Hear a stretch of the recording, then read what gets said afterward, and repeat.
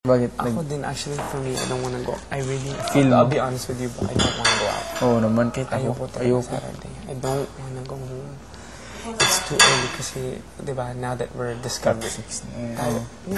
Hindi, it's not even that because, di ba, with the last 2 weeks, alam mo mangyayari dito. That's when the real stuff happens. That's when parang, di ba, nakikita mo yung mga classes. They're the classes that really get you into the business. Diba, mamimit natin ng mga talent managers, mamimit tayo ng ganun. And it's going to happen next week na. Next week, because that's the top 6 na, and then wala na yung pressure na ganun. Na parang, because for me, I think, if the people just vote me and get me a chance, you know, to get there, I've already shown so much great improvement from the first day until now.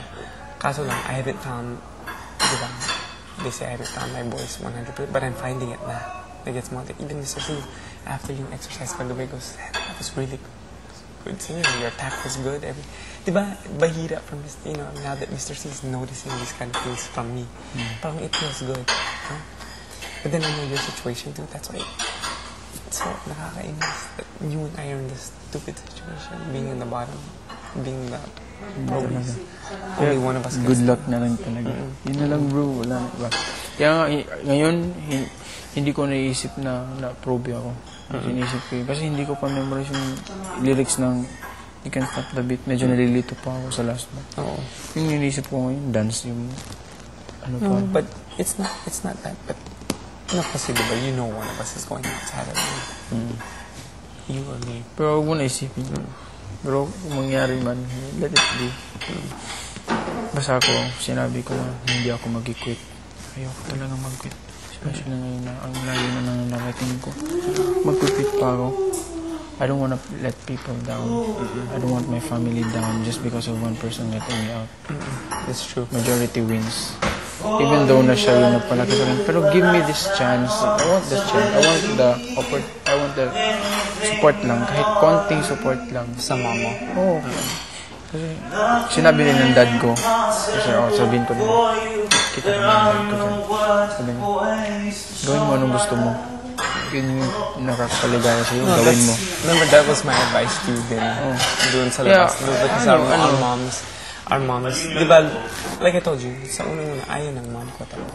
Ayaw din. Pero, I finished school. I did what I needed to do. Mas mabuti ka. Ha?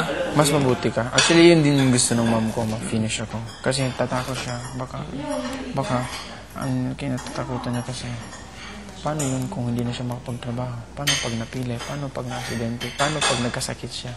They always think like that. Oo, ganun. Even my mom thinks the Dati same pa, way. ganun yung mom ko. She thinks, what happens if I can't do this anymore? Sabi niya, Who's gonna take care of her? sabi ko, the night before kick-off,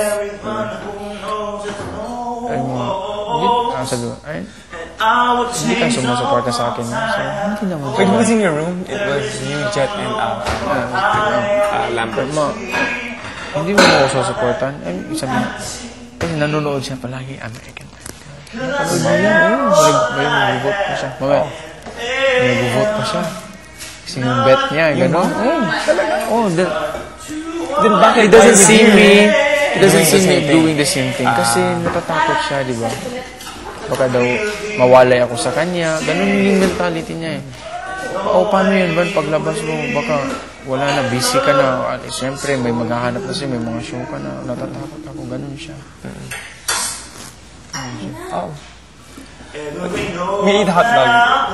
I'm gonna eat again. Parang ganito yung mentality niya.